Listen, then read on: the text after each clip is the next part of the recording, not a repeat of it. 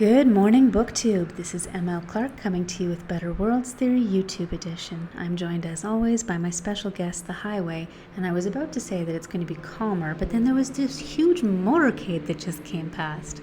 I am, however, getting a little bit better at editing out some of the background noise without reducing or losing overall voice quality. Fingers crossed that we can do so again today. I've also just had a really rough few days, I'm going to say. I'm going to be coming at today's topic with maybe a little bit more cynicism than my usual. I'm going to try to temper it. Part of the whole production of the BookTube is meant to move through sometimes difficult elements of industry in a healthier manner. So that's ideally where I'm going to find myself. I will say, though, that when I go forth after this and do my own creative writing, I always think it's important to just lean into whatever mood you have instead of trying to fight it.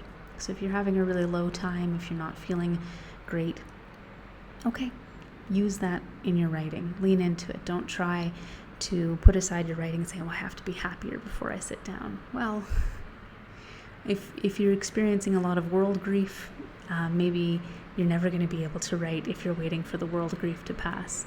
Hopefully, though, there will come better days, better weeks, and more kindness. So I just want to give you that heads up before we launch into today's topic. It's not a review of stories. For those of you who are able to see the screen, I've taken a couple screenshots. One of them is from one of two pieces from Substack that I will be talking about today, and the other is from a post from Uncanny Magazine. And maybe we'll start with the Uncanny Magazine and we'll move into the other components, because we are going to be talking a lot about fakeness in industry, and there are different forms of fakes. And the issue that Uncanny Magazine announced yesterday, it just had its open call window. Some publications in our genre will only have submissions open to general writers for a tiny window. And that's meant to reduce the labor for editors, because it can be difficult to be open year-round. Not many publications can do it. Clark's World does, and it's one of the reasons that I quite appreciate and celebrate the publication, but it's not reasonable for everyone. The workload is immense. So, and I say this as someone who slush reads for another publication, it is a lot to be able to keep up even with a regular, normal queue, which is not necessarily what Uncanny Magazine had. And I should probably declare up front, like any other writer, there's an open call. I submitted work, rejected. That's okay. Nothing to do with what we're talking about right now. But it's good to have those disclosures. This is a publication to which I actively submit myself. It sounds dramatic when one says that. Submit oneself, submit my work. But the problem that they have encountered is a perception, and I'm going to be cautious about how I say this, a perception of an inundation of quote-unquote AI-generated content. And there are so many different ways that we can configure what AI content is that we have to maybe do some definitional setting. But they posted this tweet initially to explain, oh, sorry, we're behind on being able to get back to all authors because we're dealing with a deluge of these pieces that seem to be AI-generated.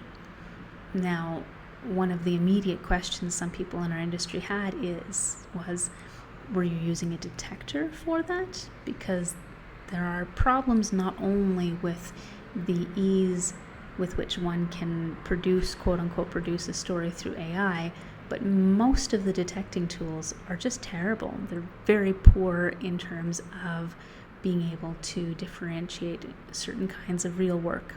Some of the things they flag, for instance, are going to be issues that would generally be faced by novice writers, maybe leaning too much on atypical vocabulary, trying to throw some awkward words in, or people who are writing in English from another native language, so there might be some challenges there. So there's a huge issue in terms of how we detect and how we decide that something has been AI generated. And again, when I say AI generated, there's a range. It can be producing the entire story and then revising it after the fact to try to smooth out any kind of inconsistencies. It might be asking an AI to generate a plot and then writing a story around that. And then you get into these very complicated questions of where does the generated component become a problem. Now, most publications in my industry have very clear policies. They do not accept, they will not tolerate AI-generated work. And there's a very logical reason for this, and which you'd hope would be pretty straightforward. If editors wanted AI-generated content, they could just generate it themselves, and that would save them a lot of slush pile reading. But they're looking for something else. They want to engage with creative practice in a very specific form.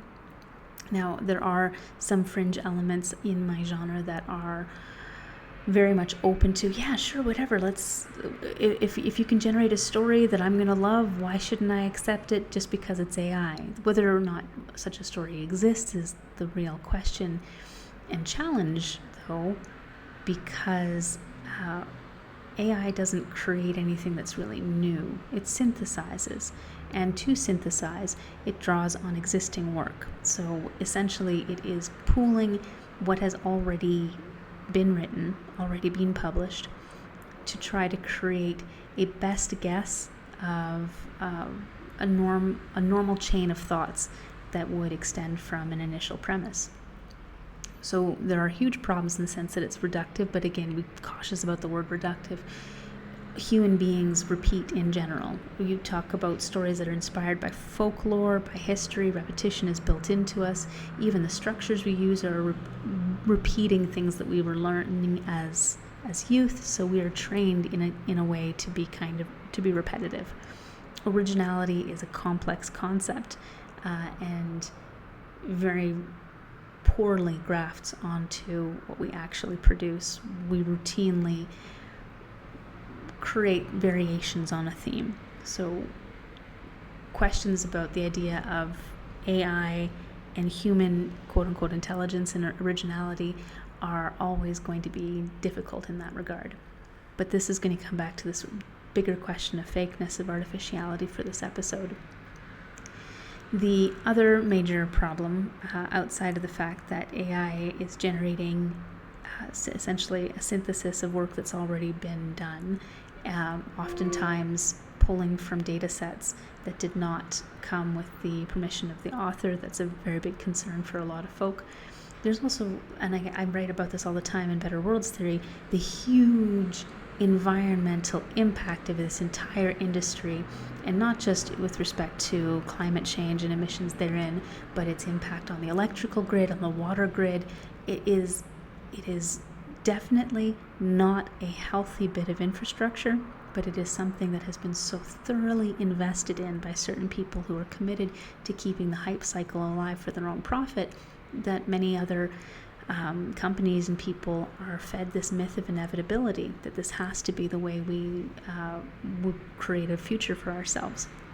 It does not have to be, and it is not ethical on that level, certainly not on that level. So inside Better Worlds Theory, I've linked to a few different pieces. There was recently a Guardian study which illustrated that major tech companies that are deeply invested in this and need this to work have been under-disclosing the dramatic environmental impact. And earlier this summer, there was also a Goldman Sachs review that showed that the $1 trillion investment in this industry just doesn't have any real chance of paying out.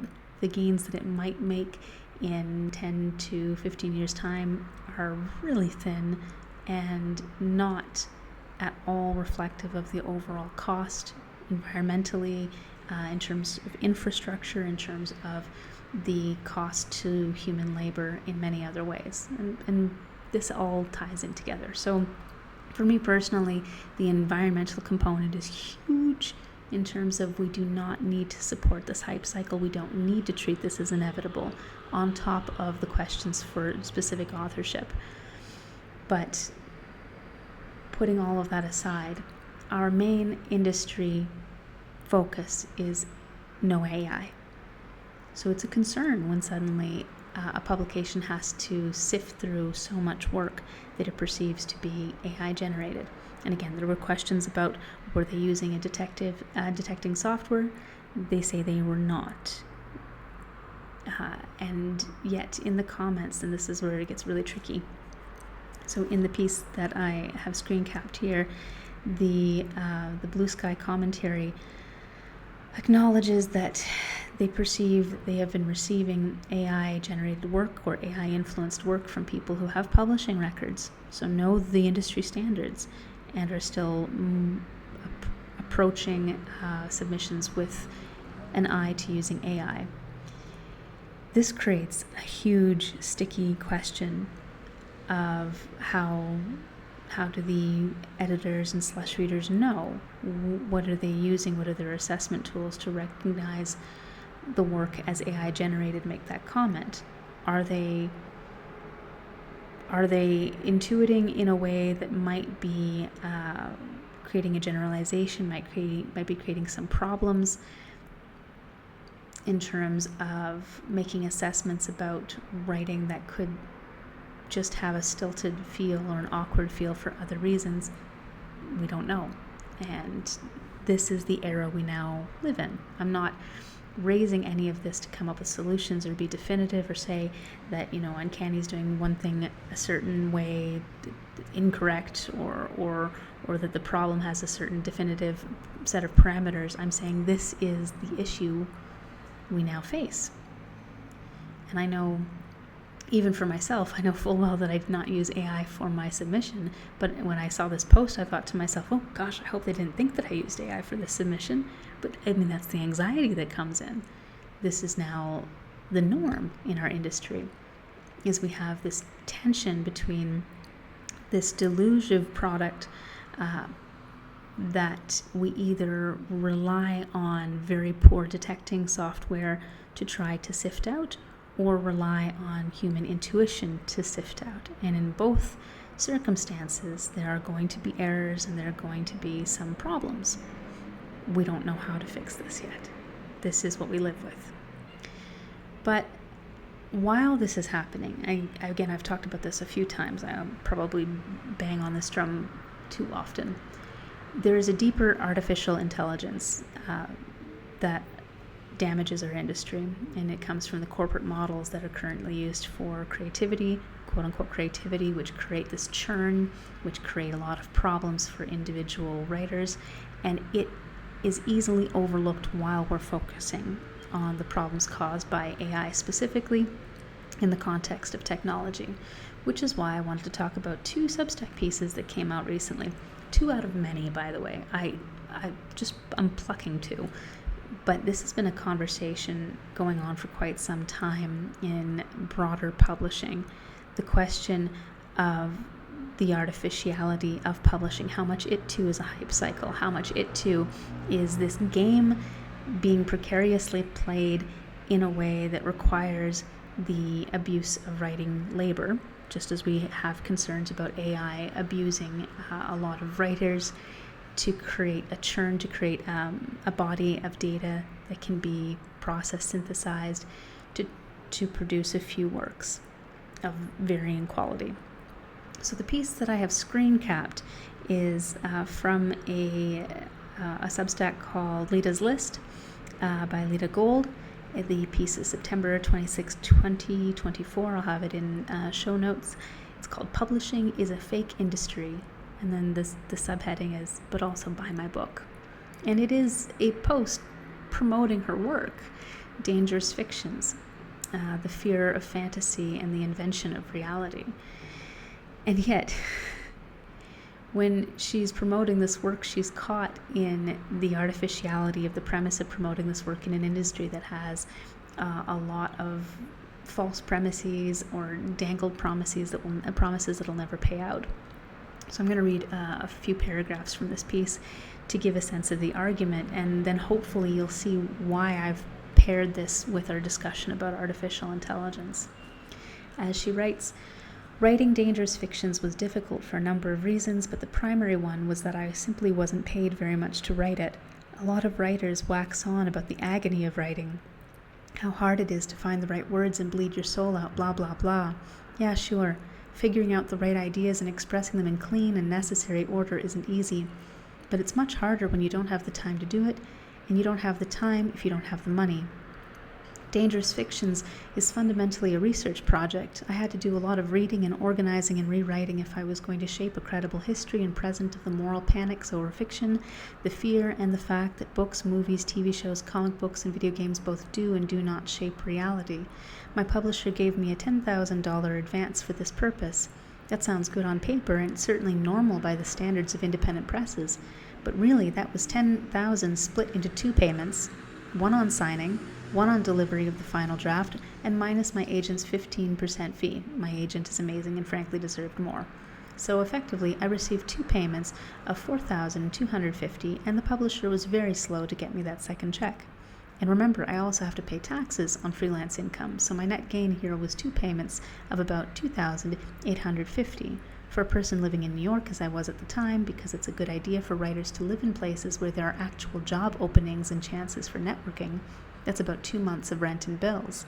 I was only then arguably a full-time writer for 2 months, and for the rest of the year I spent writing Dangerous Fictions, I was taking other freelance gigs to make ends meet while trying to research and write in the gaps in my paid employment.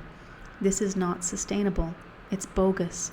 I talk in the book about how unstable and bogus the entire publishing industry has become and how little writers are paid and how risky that is when politicians, conservative parents, and spoiled consumers feel entitled to declare books dangerous. And still, my best case scenario for Dangerous Fictions is that people read it and like it and buy enough copies that I earn out my advance, which means that publishers may decide to take more chances on me in the future. I might even be able to negotiate slightly larger advances, though given that I plan to switch over to fiction, I'm still writing my first novel on spec. Nonfiction books are usually picked up via book proposal and a sample chapter. First novels are mostly written at the writer's own cost before a publisher even has the chance to say, I loved this, I read it in a day, but it's just not right for us. So that's again, very wise piece calling attention to this issue. And it ties in another paragraph to the issue of AI by looking at Zuckerberg very much talking about how if creators don't want to take part in AI scraping, well, they can be ignored, they don't matter. So again, part of the bigger churn. It's really important to keep this background socioeconomic context in mind whenever we talk about the problems that are posed by AI today, because they exist in a broader ecosystem of problems. And unless we can address that, well, I don't know what we're going to do. So continue to flounder maybe. But I'm going to try to stay away from cynicism. So the second piece that I wanted to highlight from Substack, and again, these are just a representative sampling of many pieces. This is a common theme on probably not just Substack. You can probably find it in tons of other newsletter sites. This one just happens to be mine. So Leigh Stein on October 6, 2024 had a piece, 20,000 readers of literary fiction, ... Here, this is for her blog, Attention Economy, Writing and Publishing in the Digital Age. And she, in this piece, explores a factoid that she used on a TikTok where she talked about there being 20,000 writers of literary fiction. And she was asked about this figure, where did it come from? And then she had to think about it. She had to think about what exactly goes into this notion that there is a market for a lot of this work. And then she comes to these wonderful, wonderful paragraphs, which are a little bit grim, but bear with me. All I can offer in my defense, she says after having tried to find some origins for the number, is that I read that number, 20,000, in a review in July, and it stuck in my memory because it sounds true. It might not be accurate, and I would love to see real data on this, but I've worked in the publishing industry since 2008. I've sold 6 books. I know firsthand how hard it is to sell literary fiction, and by sell I mean both to a publisher and to readers. Literary fiction accounts for only 2% of the fiction market, according to Circana. There are, of course, literary novels that are launched into the stratosphere with all the publicity and marketing muscle that Big Five has to offer, hitting the bestseller lists and garnering critical acclaim and award nominations. Look at All Fours or Martyr, both from Penguin Random House. But is that because there's such a huge audience for literary fiction? Or is it because these books get so much hype that they reach readers who normally gravitate toward more commercial fiction? That's a major point that's discussed throughout this piece.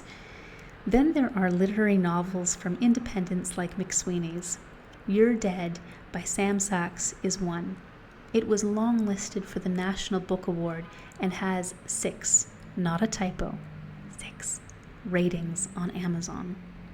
I think it's more plausible that a novel like All Fours captures all the quote-unquote serious and consistent literary fiction readers plus readers of other genres than it is that there are 100,000 die-hard literary fiction fans out there. Is this All Fours reviewer part of the litfic fandom? If you're an author of literary fiction, you'll be heartened to know that a lot of readers on TikTok are insisting there's a huge audience for your work. And she shows some examples there. But the idea that she is ultimately driving home has to do with this hype, this animated push on TikTok and other social media like that, possibly existing at a remove from some of the other metrics for success. So most of this piece looks again at how TikTok in particular has this movement, this feeling of community, this feeling of something really strong happening that might not match with reality in terms of the concrete figures that one gets from other parts of the book publishing universe. So these two pieces pair fairly well in terms of thinking about how we have this sense that there is this big need, this big, very powerful, inevitable sense of creative purpose tied to our work, whether it's in literary fiction or in genre fiction. And yet there's so many signals coming out through publishing stats, through the disconnect between publishing stats and social media hype, and of course through the surge of AI that should maybe give us pause. And I'm going to talk a little bit about how I come to a sense of pause from my own experiences here in Colombia. I have truly changed how I think a lot about creative practice. In Canada, we have a very material culture. You demonstrate and manifest identity through a lot of your hobbies. And you perform your hobbies by buying things and showing that you've bought those things and using those things, whether it's baking supplies or craft supplies or books. Our whole culture of tsundoko. Although it's not just our culture, if we're just appropriating that word from Japanese as well. There is a sense in some cultures of the object being so important and so important for status, for identity, for how you move through the world, that we don't even really interrogate the underlying meaning or world that we're trying to create with it. And so when the objects stop doing as well, or when there are problems with the objects, when there are corners cut that undermine the idea that the object has value, we're not sure what to do with that.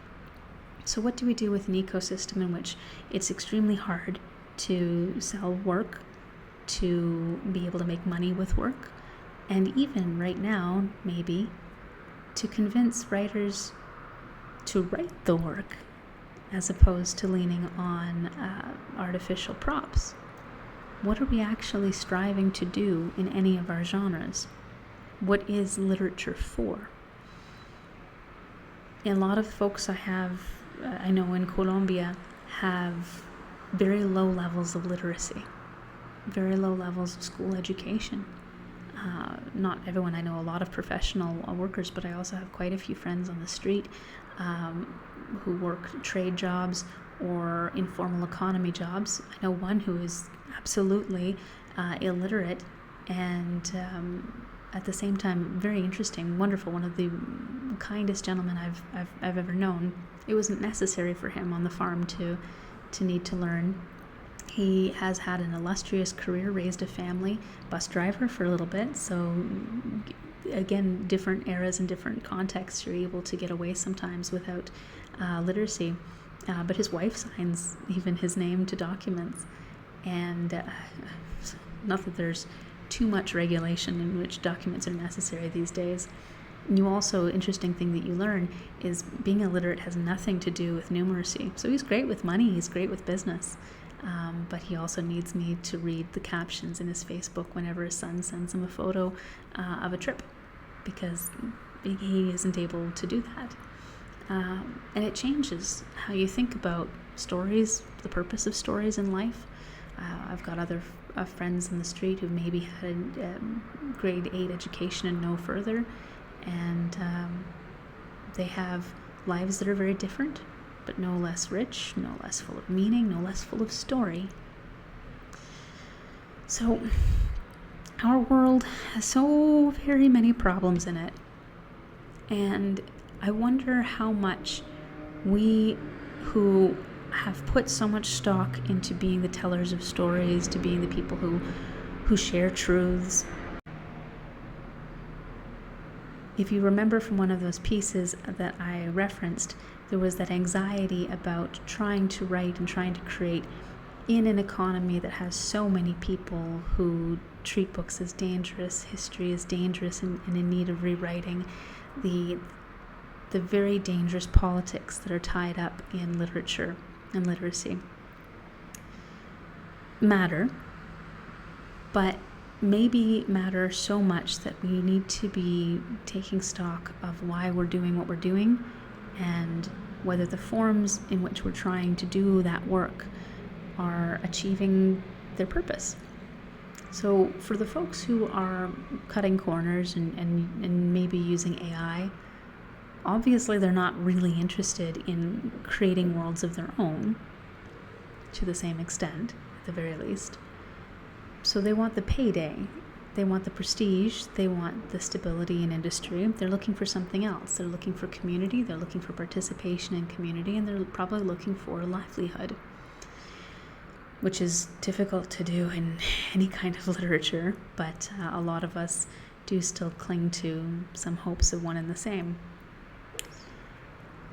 To really eliminate that problem, one would need to make sure that nobody would need to try desperately to get into literature in order to make a living or to get by or to fix those other problems. So we would have to focus on bigger socioeconomic solutions. When it comes to the problem of publishing, obviously we have these conglomerates, we have these massive corporations that have a lot of control over our system, and that's tied in also to prestige and the idea that so many folks think one day maybe I'll write the big piece that Penguin Random House is going to blast everywhere, which leads to many of us suffering when we're not the special chosen few.